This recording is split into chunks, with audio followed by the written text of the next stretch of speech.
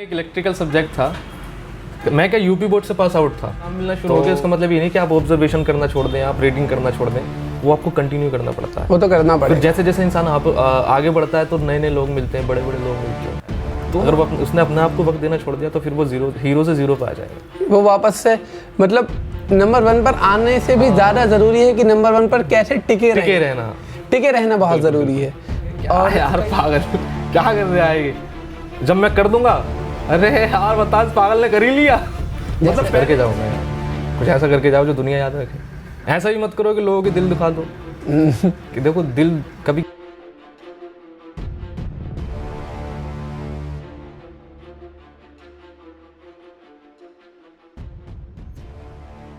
अभी बस पंख निकले हैं, वाह, अभी उड़ान बाकी है। रैयान साहब, अभी बस पंख निकले हैं, अभी उड़ान बाकी है। और अभी ज़मीं पर हूँ मैं, अभी आसमान बाकी है। क्या बात है। और आसमान अभी बाकी है। अभी आसमान बाकी, अभी 30,000 फॉलोअर्स हैं, हो सकता है एक दिन 30 मिलियन हो। हाँ इंशाल्लाह बिलियन भी हो सकते हैं, कोई ज़रूरी थोड़ी है। आबादी तो लगातार बढ़ती जा रही है पॉपुलेशन। तो ये लगभग हमारी थिएटर्स की बातें हो गई, कॉलेज की हो गई। बाकी कॉलेज के टाइम पर बैक्स वगैरह लगी थी इंजीनियरिंग फर्स्ट ईयर में एक इलेक्ट्रिकल सब्जेक्ट था, मैं क्या यूपी बोर्ड से पास आउट था, तो मैथ वगैरह तो मैं क्लियर, मैथ में मेरे 80 नंबर आए थे फर्स्ट सेम में। अच्छा। बाकी और सब्जेक्ट्स में थियोरेटिकल थे तो इंग्लिश समझ में नहीं आती थी, सर के ऊपर से जाती थी, सर पढ़ा के चले जाते थे, क्या पढ़ा गए पता ही नहीं चलता। ये बहुत दिक्कत होती है हिंदी मीडियम वाले लड़कों के साथ या लड़कियों के साथ। मैंने सेकंड सेमेस्टर में उसे क्लियर कर दिया था, मतलब पढ़ता नहीं था। वैसे मैंने इंजीनियरिंग के बारे में एक बात सुनी है कई सारे इंजीनियर्स से कि इंजीनियरिंग में बैग जो है वो प्रसाद की तरह है, वो आपको लेना ही लेना है। अगर आप बीटेक कर रहे हैं तो लगनी अगर आपके बैग नहीं लगी तो आपने अच्छे से इंजीनियरिंग नहीं करी है। हाँ, ऐसा नहीं है, मतलब ऐसा बहुत फनी वे में कहते हैं, ऐसा तो नहीं है, क्योंकि बैक लगना तो बुरी बात होती है, कहीं भी हो गए आप एक सब्जेक्ट में फेल हो गए तो बुरी बात है। वो बुरी बात होती है, लेकिन कहते हैं कि अगर आपके इंजीनियरिंग में बैक नहीं लगी है तो आपको प्रसाद नहीं मिला है। तो ये हुई कॉलेज की बात है। कॉलेज में कुछ ऐसा और जो आप बता सकते हैं? कॉलेज में क्या था, एक सलीम सुलेमान एक म्यूजिक डायरेक्टर हैं, 2 भाई हैं। अच्छा। तो एक साल वो आए थे हमारे कॉलेज के अंदर। अच्छा। तो मैंने देखा कि मुझे स्टार की वैल्यू वहाँ पता चली थी पहली बार, एक स्टार की वैल्यू क्या होती है। हमारे कॉलेज का मालिक अरबोपति आदमी है। अच्छा। लेकिन जब सलीम सुलेमान दोनों भाई जब आए तो वो उनको ऐसे गाइड कर रहे जैसे इनके बाउंसर हो, और मतलब पब्लिक ये चाह रही थी कि बस किसी सूरत से इन्हें छू लें, ये हमारा हाथ पकड़ लें। तो मैंने देखा मैंने स्टार ही बनना साला जिंदगी में कुछ करो। वो बचपन से चल ही रहा था। मैं जब सलीम सर जब परफॉर्मेंस देने के बाद बैक स्टेज से वापस आए तो मैं उनसे मतलब इतनी, जैसे मैं आपके पास बैठा हूँ बस मतलब जैसे वो सोफा पड़ा है इतनी दूर मुझसे थे, तो मैंने बहुत आवाज़ दी, उन्होंने एक नहीं सुनी। बुरा लगा होगा? नहीं बुरा नहीं लगा मुझे, क्योंकि वो एक एक्टर के ऊपर भी ना प्रेशर होता है। बड़े थे, सांस नहीं आ रही थी उन्हें, उसे रोज लगभग मतलब हमें लगता है कि हम इसके बहुत कट्टर फैन हैं। हाँ। लेकिन उसे रोज लगभग हजारों लोग इसमें के मिलते हैं और उसका दिमाग कहीं ना कहीं परेशान भी हो जाता है। और कई सारे एक्टर परेशान होते हैं कि वो गली में नहीं घूम सकते ऐसे खाली, क्योंकि कोई भी आ जाएगा, कोई भी सेल्फी लेना शुरू कर देगा, कुछ भी कर सकता है। रिसेंटली मैं वर्ल्ड बुक फेयर में गया हुआ था तो वहाँ पर आरजे रौनक बउआ आए हुए थे। अच्छा। देखा होगा, मैं बउआ बोल रही हूँ। हाँ, मैं बउआ बोल रही हूँ। तो वहाँ पर वो ऐसे ही ना, मतलब वो होता है कि लोग सेल्फी लेने के लिए आएंगे, लगातार आएंगे, तो वो ना मास्क लगाए हुए थे। तो भाई मास्क तो लगाती हैं, तो मतलब जैसे मुझे जब तक मास्क लगाए हुए थे जब तक मुझे नहीं पता चला, लेकिन जैसे ही उन्होंने ना मास्क उतारा मैंने देख लिया। मैंने अपने दोस्त से कहा बउआ, मैंने ये नहीं कहा कि आरजे रौनक किया देखो। फिर बाद में जब हम बात करें, मतलब वो तो जस्ट एक फीलिंग आई बउआ, तो ऐसा कह दिया। फिर हम देखने गए, फिर हमने सेल्फी वगैरह खिंचाई, फिर बोले हमने एक पर्सनल मतलब ऐसे ही एक सिंगल वाला फोटो ले लीजिए। बोले नहीं बाद में फिर सब भीड़ इकट्ठी हो जाएगी। तो मतलब वो हमेशा प्रेशर में रहता है, कहीं भी रहे। वो बुक्स वगैरह देखने के लिए आए थे वहाँ पर वर्ल्ड बुक फेयर में, लेकिन फिर भी वो प्रेशर में थे। तो कहीं ना कहीं ये एक एक्टर या सेलिब्रिटी उसमें रहती है। एक तो कोई भी सेलिब्रिटी, कोई भी स्टार अगर है तो वो बहुत मेहनत करके ऊपर जाता है, और उसे अगर टिका रहना है तो फिर मेहनत करनी पड़ती है। जैसे हम बुक्स पढ़ते हैं, ऑब्जर्वेशन करते हैं, तब जाके एक्टर बनते हैं। तो अगर ऐसा नहीं, अगर आप एक्टर बन गए, आपको काम मिलना शुरू हो गया, इसका मतलब ये नहीं कि आप ऑब्जर्वेशन करना छोड़ दें, आप रीडिंग करना छोड़ दें, वो आपको कंटिन्यू करना पड़ता है। वो तो करना पड़ेगा। जैसे जैसे इंसान आप आगे बढ़ता है तो नए नए लोग मिलते हैं, बड़े बड़े लोग मिलते हैं, तो ना फिर वो उसके पास टाइम नहीं होता बिल्कुल भी। वो लोग समझ नहीं पाते। और जो जो अपने आप को वक्त देता है, अगर वो उसने अपने आप को वक्त देना छोड़ दिया तो फिर वो हीरो से जीरो पे आ जाएगा। वो वापस से मतलब नंबर 1 पर आने से भी ज़्यादा ज़रूरी है कि नंबर 1 पर कैसे टिके रहना बहुत ज़रूरी है। और कई बार जब आप दुनिया से हटकर या ऐसे प्रोफेशन में ना जाकर जो तमाम दुनिया वहाँ जा रही है और आप कुछ अलग डायरेक्शन चूज़ करते हैं, तो वहाँ पर कई सारे ऐसे लोग होते हैं जो क्रिटिसाइज़ करते हैं, जो अलग अलग तरह की बातें आपसे, आपकी फैमिली से, या फिर कहते हैं कि ये क्या था, ये करा देते, ये क्या करा रहे हो, ये करा देते। तो रिश्तेदार, ऐसे लोगों के लिए क्या कहना है आप? ऐसे लोग क्या, जब मैंने स्टार्टिंग में नई नई वीडियो बनानी शुरू की थी तो हमारे रिश्तेदार बोलते थे कि भाई क्या बीटेक कर लिया लड़के ने, क्या ये चूतियापा कर रहा है, वीडियो बनाता है, ये क्या होगा इससे। फिर मैंने किसी की नहीं सुनी, क्योंकि हमारे अम्मी पापा बहुत भरोसा करते हैं मुझ पर, तभी अभी तक वो उन्होंने पूरी छूट दे रखी है मुझे कि मतलब जो तू कर रहा है करता रहे, हम तुझे कोई नहीं रोकेंगे। माँ बाप की पूरी सपोर्ट है, लेकिन रिश्तेदार जो कान भरते हैं उनके आगे कि भाई इतना बड़ा रोज नई बात बताते हैं, रोज नई से नई बात। लेकिन अब वो थोड़ा बदलाव आना शुरू हो गया है। हाँ, धीरे धीरे अभी भी अब रिश्तेदारों को फ़ोन आते हैं तो वो ये नहीं कहते हैं कि भाई क्या कर रहा है, वो ये कहते हैं यार हमारा यार एक साला है, वो तुम्हारे लड़के का बहुत बड़ा फ़ैन है यार, बहुत मिलने कह रहा है यार, उसे कब लेकर आऊँ घर। अच्छा, अब ऐसे फ़ोन आते हैं कि यार हमारा बच्चा यार ये रो रहा है, तुम्हें देखने कह रहा है। तब तो घर वाले काफ़ी खुश होते हैं। तो घर वाले खुश होते हैं, लेकिन घर वालों की नज़र में कामयाबी, किसी की भी नज़र में कामयाबी पैसा होती है। आजकल लोग पैसों को बहुत ध्यान देते हैं। मुझे लगता है कहीं ना कहीं वो ज़रूरी भी है, बहुत ज़रूरी है, पैसा लाइफ में तो बहुत ज़रूरी है। लेकिन देखो, अगर आप जब तक आप स्ट्रगल कर रहे हैं तो पैसा नहीं आ सकता, नहीं आएगा, थोड़ा बहुत आएगा, लेकिन जब आप कामयाब हो जाएंगे तो पैसा ही पैसा है। हाँ, तो पैसे पे ध्यान न देके अपनी कामयाबी पे ध्यान दिया, पहले ध्यान वहाँ जब तक दिया जा सके। हाँ, जब तक दिया जा सके। तो एक और है कि शायद कोई स्टैंड अप कॉमेडियन है, उनकी एक लाइन है कि बनता हुआ शाहरुख खान किसी को पसंद नहीं आता, लेकिन बना हुआ शाहरुख खान सबको पसंद आता। तो वो बनता हुआ शाहरुख खान तो नहीं आ सकता ना पसंद। हाँ, तो वो यही देखो, लोगों का काम क्या, हंसना है, वो हंसेंगे वो किसी बात पर हंस रहे हैं, एटलीस्ट हंस रहे हैं। अभी मैं कुछ कर रहा हूँ तो कहेंगे क्या यार पागल क्या कर रहा है ये, जब मैं कर दूंगा अरे यार बता पागल ने कर ही लिया। मतलब पहले भी हंसते बाद में भी हंसेंगे वो लोग। जैसे असाब भाई ने एक वीडियो बनाई थी कि देखो आवारागर्दी कर रहा है, बाल लंबे लंबे करे हुए हैं, कैसे निकलेगा IAS या UPSC कैसे निकलेगा। लेकिन अगर वही निकल जाए तो वो कहेंगे बाल कटाने तक का टाइम नहीं था, इतनी मेहनत करता था। सही बात है। तो ये कई सारी चीज़ें होती हैं, लोगों को कहने में शायद 30 सेकंड मुश्किल से लगते हैं, लेकिन वो सामने वाले बंदे के 30 महीने खराब कर देते हैं कई बार। नहीं, तो मैं कभी डिमोटिवेट मतलब हाँ, होना भी नहीं चाहिए। यही चीज़ मैं कहने की कोशिश कर रहा हूँ कि आप उन लोगों से कुछ बताइए जो लगातार, पता है कई बार कुछ लोग ऐसे होते हैं जो किसी की भी बात दिल पर ले लेते हैं और बहुत बुरे तरीके से ले लेते हैं, वो अंदर ही अंदर घुनते रहते हैं। और देखो, तो ऐसे लोगों के क्या आप क्या कहना चाहिए? देखो, लोगों का काम कहना, सभी कहते हैं लोग हंसेंगे, लेकिन लोगों की बातें ना दिल पे लेनी चाहिए, लेकिन दिमाग पे नहीं लेनी चाहिए। क्योंकि हम जैसे हमें कोई जैसे कुछ बनना है हमें, तो उस बनने के लिए हमें पढ़ना पड़ता है, एक्टर बनना तो ऑब्जर्वेशन करनी पड़ती है, मतलब बहुत सारा काम करना बाकी जिसे जो भी बनना है। तो अगर तुम लोगों की बात ही दिमाग में रखोगे तो फिर अपना काम कैसे करोगे? तो उनकी बात बस उसी टाइम दिल पे लो, मतलब ये उनकी बातों को इस तरीके से लो यार, एज अ मोटिवेशन यूज। हाँ, एज अ मोटिवेशन, बिल्कुल सही बोला आपने।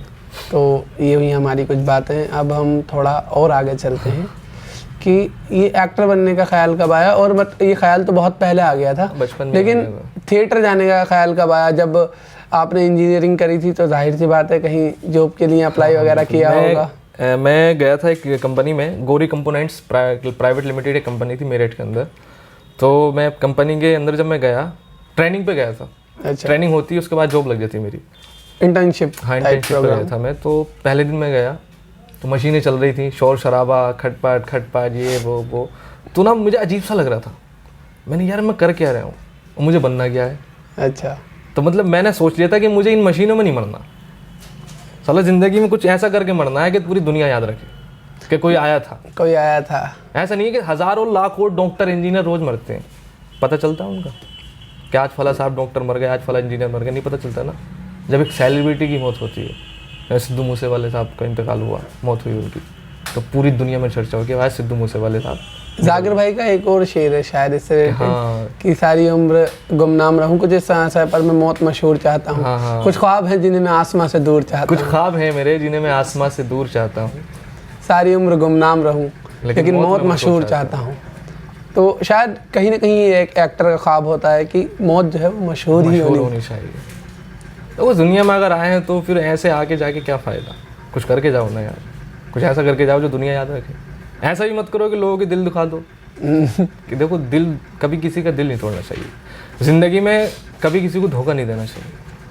और जो अगर वाकई में सच्चा कलाकार है तो कभी शायद धोखा दे भी ना। कलाकार जो होते हैं ना बड़े इमोशनली होते हैं, वो अगर किसी को रोता हुआ देख लें तो खुद रो जाते हैं। वो रोज कई कैरेक्टर निभा रहे हैं, उन्हें कभी रोने का कैरेक्टर करना है, कभी हंसने का करना है, कभी गुस्से का करना है, कभी गुस्से करना है। एक जो हमारे सर बताते थे कि जिस दिन तुम ऐसे एक्टर बन गए, जैसे स्विच होता ना, स्विच बोर्ड, जैसे लाइट ऑन करनी है, ऑन सैडनेस, हाँ ऑफ खुशी, ऑन गुस्सा, मतलब सेकंड में ही कैरेक्टर को पकड़ना सीख गए, तब समझ लो तुम्हारी एक्टिंग की शुरुआत हो गई। और एक अच्छा एक्टर, ये हमारे सर बताते हैं कि कम से कम नहीं तो 20 साल तो लग जाते हैं उसे। एक एक्टर नहीं बनने आती में। है, एक्टिंग नहीं आती है 20 साल में। एक उम्र, एक एज पे जाके एक्टिंग आती है। एक चीज 40 साल के बाद जब एक्टर, आपने देखो हॉलीवुड की फिल्मों में कितने बड़े बड़े एज है नहीं, वो क्या एक्टिंग करते हैं, बहुत शानदार। हाँ। तो एक्टिंग ना बस सीखते जाओ सीखते जाओ सीखते जाओ, तभी आती है। तो एक्टिंग, इंजीनियरिंग, कॉलेज, कई सारी चीज़ों के बारे में हमने बात कर ली है। अब एक और चीज़ बची है, वो है शायरी। शायरी, शायरी का शौक कैसे लगा, मतलब एक एक्टर के अंदर अचानक से शायरी कैसे आई? शायरी, एक मैं तब 10th क्लास में था तो मैंने एक पोएम लिखी थी। तो तभी से मैंने सोचा था कि हाँ मैं कुछ शायरी लाइन कर सुना सकता हूँ। हाँ, तो मैंने लिखा था कि जागो जवान जागो, अब रात नहीं है, रोक ले तुमको दुश्मन, उसकी औकात नहीं है, मत डर इस बारिश में चलने से, ये तेरे लिए हल्की सी बूंदाबांदी है, बरसात नहीं है, जागो जवान जागो, अब रात नहीं है, और है चारों तरफ अंधेरा, उसके आगे नया सवेरा, तू जीतेगा कहता है दिल ये मेरा, क्या तू मेरे देश का शेर है, खैरात नहीं है, जागो जवान जागो, अब रात नहीं है। ये तो मेरी बहुत पहली ही पोएट्री थी। अच्छी कविता है, और एटली आपने 10th क्लास में लिखी थी तो मतलब उस हिसाब तब लगा था कि बहुत मैं ही- शायरी भी कर सकता हूँ। फिर मैंने राज साहब को सुना, मतलब शायरी बहुत सुनता था मैं। तो ये जो मोटिवेशनल शायरी थी, ये एकदम ब्रेकअप वाली शायरी पर कब पहुंची? इसके Breakup पीछे क्या लगभग था? क्या मेरा क्या तो एक्सपीरियंस खैर है? कभी ब्रेकअप हुआ नहीं है। मेरा एक दोस्त था, तो वो किसी लड़की से मोहब्बत करता था, तो वो मुझे अपनी, उस लड़की ने उसे धोखा क्या दिया। देखो क्या होता है, अब आजकल बेवफाई कर ही देते हैं लोग, पता भी नहीं चलता। तो मैं, क्या होता है, जैसे आप मुझे अपनी कोई स्टोरी बताओ, आपके साथ गलत हुआ, तो मैं उसे ऑब्जर्व कर दूंगा, तो मैं आपको अपने अंदर इमेजिन करके मैं रैयान बन के अपना तो रैयान का दर्द लिख सकता हूँ। तो मैंने पहली पोएट्री लिखी थी कि ये जो आंखों से वार करती हो, वाह, अपनी जुल्फों से शिकार करती हो, और जिसे देखो वो है तेरा दीवाना, एक ही दिल से किससे प्यार करती हो, और जो तुम करती हो ना, ये मोहब्बत तो हो नहीं सकती, तुम तो इश्क इससे भी का प्यार, उससे भी प्यार। मतलब आजकल की लड़की क्या करती हैं, 4-4 5-5 बॉयफ्रेंड चलाती हैं। तो सब नहीं होती हैं, ऐसा नहीं कह सकता, सब लड़कियां ऐसा नहीं होती हैं, मोहब्बत भी लड़कियां बहुत अच्छी, लेकिन वो जिससे मोहब्बत करता था वो लड़की ऐसी थी। तो मैंने लिखा था कि ये मोहब्बत तो हो नहीं सकती, तुम तो इश्क में कारोबार करती हो, और क्या वो भी तड़पता है तुम्हारे लिए, या हमें ही बेकरार करती हो। तो अभी ये शायरी भी चल रही है, थिएटर भी चल रहा है, और थिएटर तो अभी खैर बंद है, लेकिन इसके साथ साथ इंस्टाग्राम पर भी चल रही है। तो अभी आपका कोई प्रॉपर प्लान है कि कहाँ जाना है? देखो, मैं इंस्टाग्राम पे रील्स बनाना तो छोड़ूंगा नहीं, शायरी लिखना नहीं छोड़ूंगा, डन, शायरी पढ़ना नहीं छोड़ूंगा। बढ़िया। बाकी जैसे जैसे कामयाबी मिलती है सोशल मीडिया से, जब इनकम अच्छी होने लगेगी तो फिर मैं परमानेंटली मुंबई चला जाऊंगा, वापस से ऑडिशन दूंगा, थिएटर ज्वाइन करूंगा। थिएटर तो पूरी जिंदगी करना है। अगर एक एक्टर बन भी गया है, काम मिलना भी शुरू हो गया, तब फिल्में भी करना शुरू कर, लेकिन थिएटर नहीं छोड़ूंगा, क्योंकि थिएटर हमेशा कलाकार को जिंदा रखता है। थिएटर लगातार, थिएटर से आप लगातार सीखते रहते हैं, हमेशा सीखते रहते यार आपके अंदर का जो बच्चा है ना, वो नहीं मरता थिएटर से। बच्चा नहीं मरता, एक कलाकार का बच्चा कभी नहीं मरना चाहिए। लोग हंस रहे हैं, हंसने तो कोई दिक्कत नहीं, हमें क्या फ़र्क पड़ रहा, बेशरम बन जाओ। शर्म अगर तुम्हारे अंदर है, तुम कभी ज़िंदगी में कलाकार नहीं बन सकते। कलाकार अगर शर्मागा तो फिर बेकार क्या बात है। संदीप माहेश्वरी सर की एक लाइन भी है कि जब तक आप सीख रहे हैं आप जिंदा हैं, बिल्कुल। और जिस दिन आपने सीखना बंद कर दिया उस दिन आप जिंदा लाश हैं। जिंदा लाश है, सही बात है। तो हमेशा हमें जो है सीखते रहना चाहिए। बिल्कुल बिल्कुल। तो इंटरव्यू के लगभग हम एंड पर पहुंच चुके हैं और आपकी ऑडियंस एक चीज़ को लेकर काफ़ी ज़्यादा इंटरेस्टेड है और वो है आपकी शादी।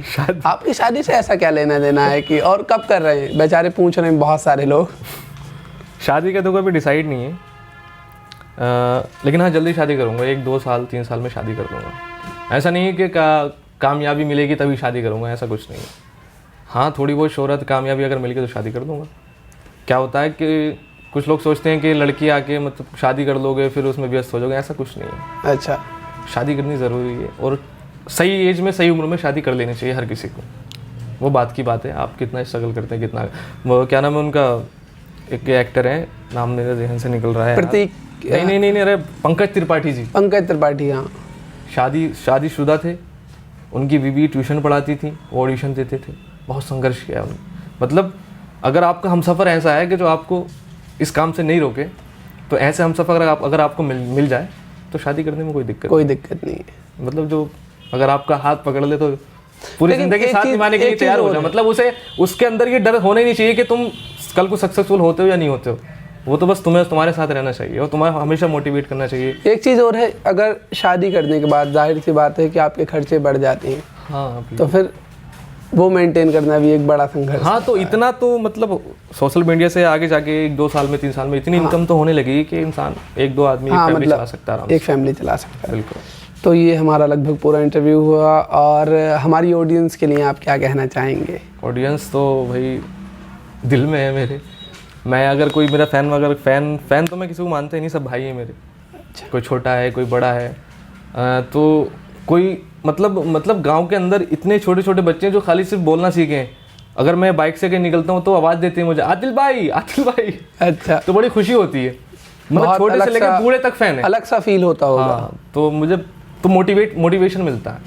अभी मैं जैसे लाइव आ रहा था इंस्टाग्राम पे, तो एक बंदा शीशगढ़ का ज्वाइन हुआ, जैसे मैंने उसे ऐड किया तो रोना शुरू कर दिया उसने। अरे मैंने कहा भाई क्यों रो रहे हो? बोला भाई तुमसे बात करने का सपना था मेरा। तो उस दिन मुझे सबसे ज़्यादा मोटिवेशन उस दिन मिला था। मैंने यार अब नहीं रुकना आसान। अगर इस जैसे अगर 1000 फैन नहीं खड़े करे तो मेरा नाम भी अली आदिल पाशा नहीं है।